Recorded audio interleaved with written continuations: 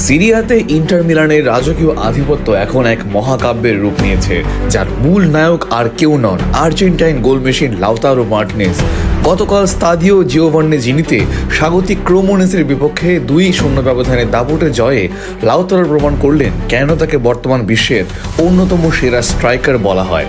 ম্যাচের 16 মিনিটেই ফেদেরিকো দি মার্কোর এক নিখুঁত কর্নার থেকে ভেসে আসা বলে লাফিয়ে উঠে যে বুলেট গতির হেডারটি তিনি করলেন, তাতে কেবল গোলই হয়নি, বরং প্রতিপক্ষের রক্ষণে মেরুদণ্ড ভেঙে চুরমার হয়ে যায়।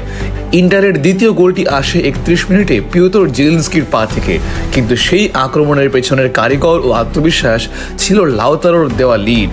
74% বল দখলে রাখা ইন্টার মিলান এখন লিগ টেবিলের শীর্ষে 8 পয়েন্টের ব্যবধানে এগিয়ে গেছে।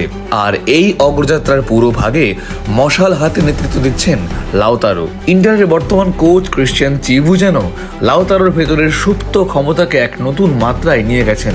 প্রতিটি ম্যাচে তার এই ধারাবাহিক গোল উৎসব এখন আর্জেন্টাইনদের মনে বিশ্বকাপের স্বপ্ন মনে দিচ্ছে।